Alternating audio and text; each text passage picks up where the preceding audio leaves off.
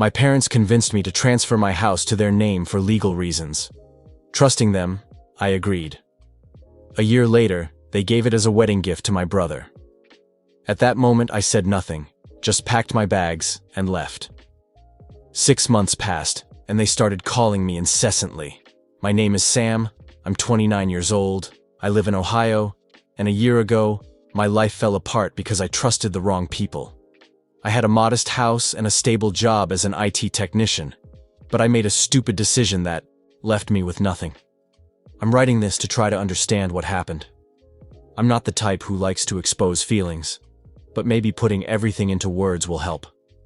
It all started during a dinner at my parents' house. These meetings were frequent to keep the family together. There were me, my parents, and John, my younger brother, 26 years old. He was always the favorite. They never said it openly, but it was obvious. He received more attention and help, while I was the one who had to fend for myself. Sometimes it hurt, but I never complained. That night, while we were eating, my father brought up the subject of my house. I had bought it 2 years earlier with a lot of effort to get the financing. It was simple. 3 bedrooms, a small garden, and a well-lit living room. I was proud of it because it was something I built without depending on anyone. But my father said something that made me reflect. Sam, your house is a big responsibility. With inheritance and tax laws, you could face problems. Your mother and I thought it would be better to put it in our name for legal reasons. It's to protect you. My mother smiled, seeming sincere, and added, "This is just a formality, Sam. You continue living there and paying the mortgage. If there's any problem with the bank, it'll be covered." I didn't know much about laws, and what they were saying seemed logical. After all, they were my parents. They had always managed finances well, so why doubt? It seemed to make sense, even though a voice inside me whispered that something was wrong. "So we're just changing the name on the papers?" I asked. "Exactly," my father replied, as if it was already decided. "We'll take care of everything with a lawyer friend. You don't need to do anything." John, who was on his phone, laughed. "Sam, don't be paranoid. Mom and Dad know what they're doing. Do you think they're going to steal your house or something?" His tone was mocking, as if I were an idiot for questioning. My parents laughed along with him, and I just smiled to avoid conflict, even though it bothered me. I spent several days thinking about it. I searched the internet, but the articles about property were confusing, full of complicated legal terms. I consulted a friend who worked in real estate, and he said it wasn't uncommon to transfer properties this way, but he suggested I ask for a document guaranteeing that the house would still be mine in practice. When I mentioned this to my parents, my mother got furious. "A document? Don't you trust us?" Her voice sounded hurt, as if I had betrayed their trust. My father was colder. "We don't need papers between family members. If you don't want to, don't do it. But don't come complaining later." I felt guilty, as if I were ungrateful. I thought I was overreacting, so I signed the papers they gave me, without reading them properly, a mistake that still weighs on me. The lawyer, a friend of my father's, said it would be a quick process. Within a week, the house was in their names. They swore nothing would change, and for a while, it was true. I continued paying the mortgage and living there normally. My parents never brought it up again, and neither did I. Meanwhile, John got engaged to Rachel. The wedding was set for the summer, and everyone was excited. I'm not a fan of parties, but I tried to be happy for him, or at least pretend. On the wedding day, it was chaos. Lots of people, loud music, extravagant decorations. My parents paid for almost everything, as they always did with John. During the reception, my father went on stage with a microphone. "Today is a special day," he began, smiling. "We celebrate John and Rachel's marriage, but we also have a present for their new life together." He paused dramatically. "We are giving Sam's house." The room erupted in applause. John and Rachel looked radiant. Rachel even jumped with joy.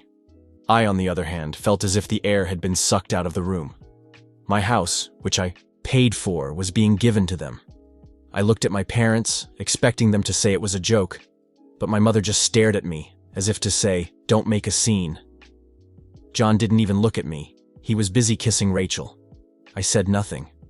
I stood there, stunned, while people clapped and some patted me on the back, as if I had chosen this.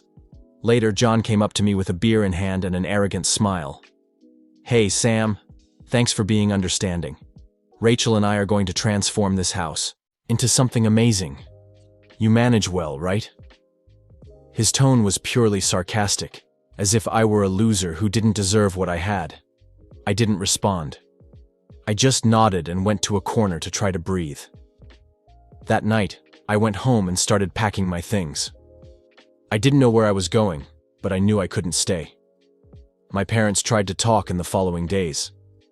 My mother said it wasn't that serious, that they just wanted to help John. My father was worse.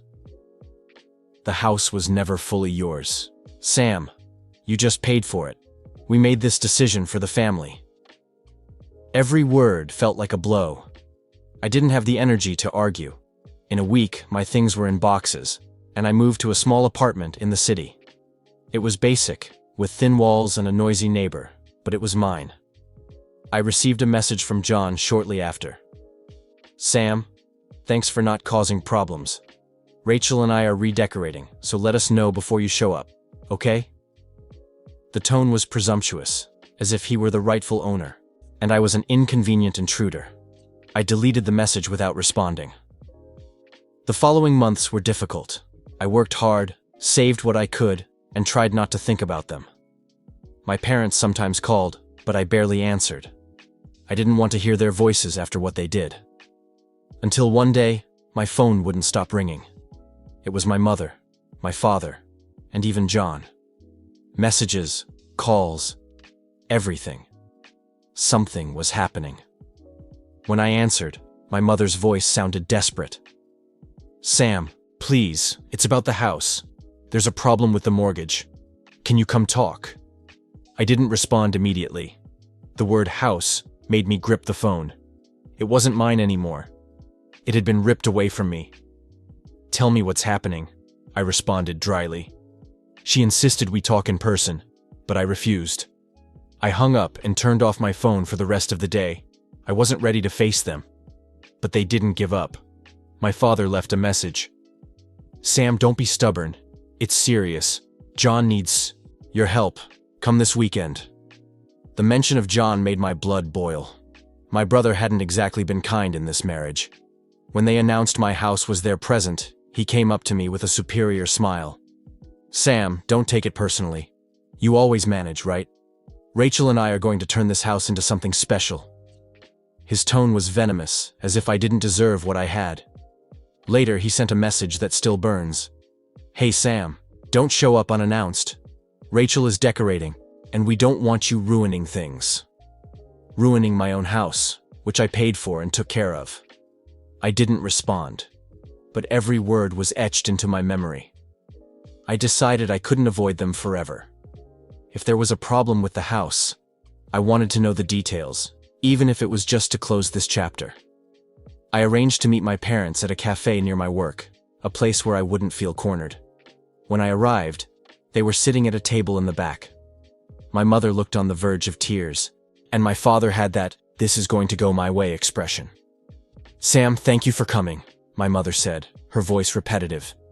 "We know things haven't been easy, but you're part of this family and we need to talk." "Talk fast," I responded, not moving. I didn't want their speeches. My father sighed, as if I were the problem. "John and Rachel haven't paid the mortgage in the past few months. The bank is about to take the house. If we don't do something, we'll lose everything." I stayed, silent, absorbing the words. I paid that mortgage without missing a single month, and now John, who strutted around as if the house were his by right, couldn't keep up with it. I wanted to laugh, but the anger was stronger. And what does this have to do with me? "Sam, don't be selfish!" my mother shouted, as if I were the villain. "John is your brother. If they lose the house, where will they live? You have a good job. You could help with some payments just until they recover." I looked at her, incredulous. "Help for the house you took from me? The one I maintained while John and Rachel remodeled it? You want me to save it?" My voice came out louder than intended, and some tables around us turned to watch. I lowered my tone, but not the heat of my words. You gave it as a gift. Now you want me to save it? My father leaned forward with that intimidating look. It's not that simple. If the bank takes the house, we'll all lose. Do you want to see your brother on the street?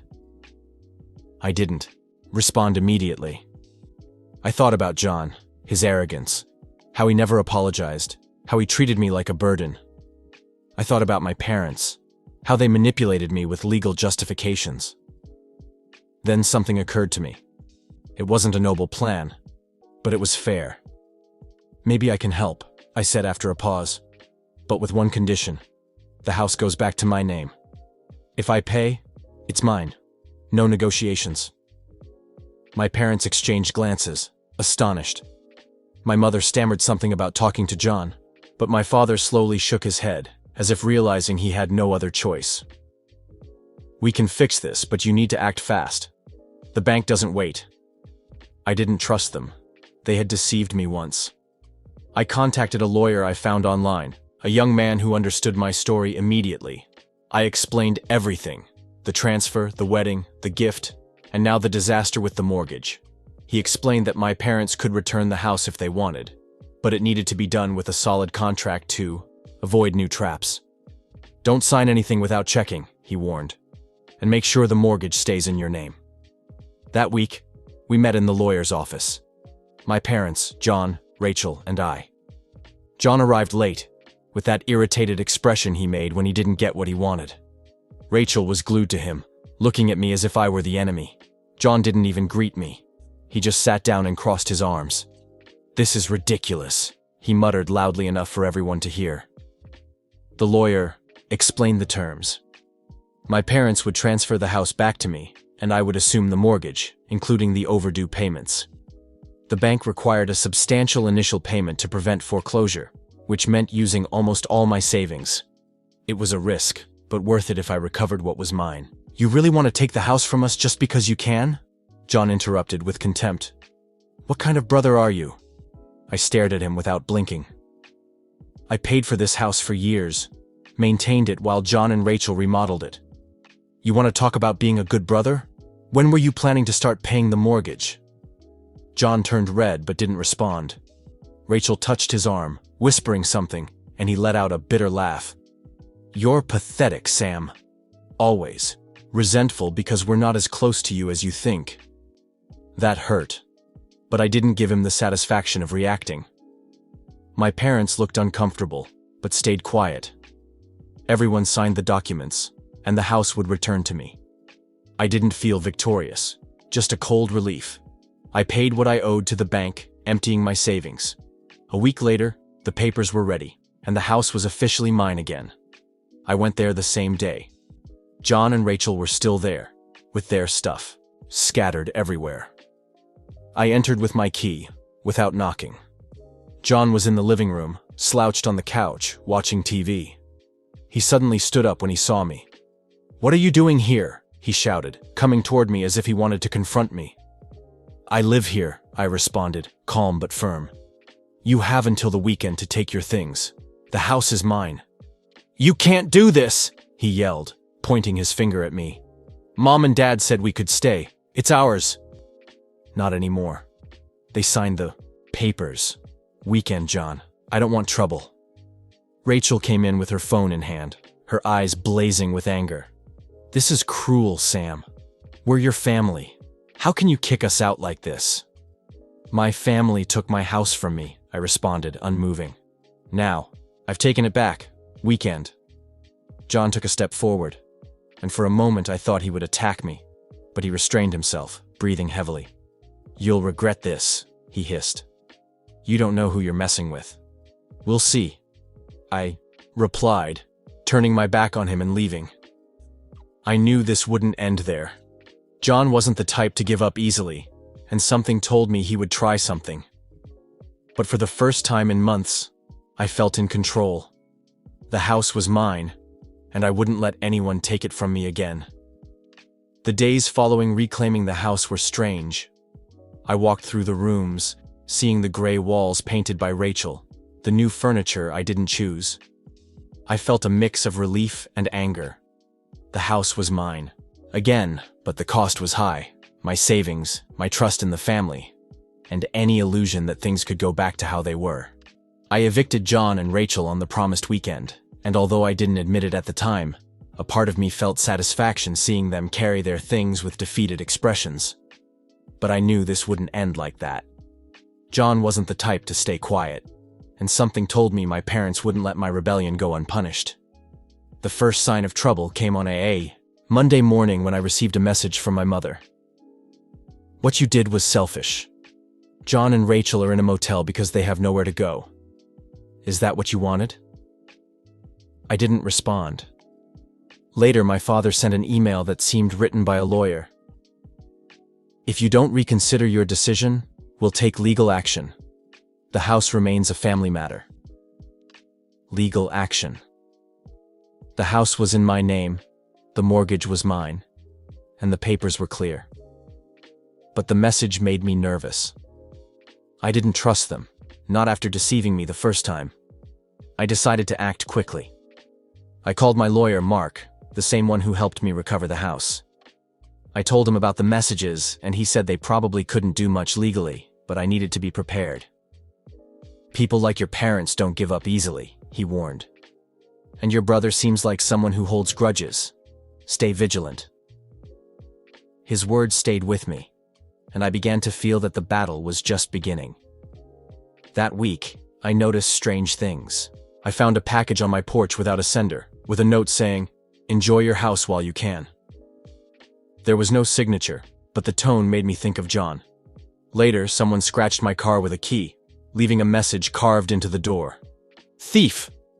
I called the police, but without evidence of who did it, they couldn't do anything. I started looking over my shoulder, closing the curtains at night, and double-checking the locks. I wasn't paranoid, but I knew John wouldn't give up. Things got worse when John showed up at my workplace on a Friday afternoon. I was in the break room drinking coffee when a colleague told me someone was looking for me at the reception. There was John, wearing a crumpled t-shirt and red eyes, as if he hadn't slept. Before I could speak, he shouted, "You're a failure, Sam. You threw us out because of pride. Do you think you're better than us?" I tried to stay calm. "John, don't do this here.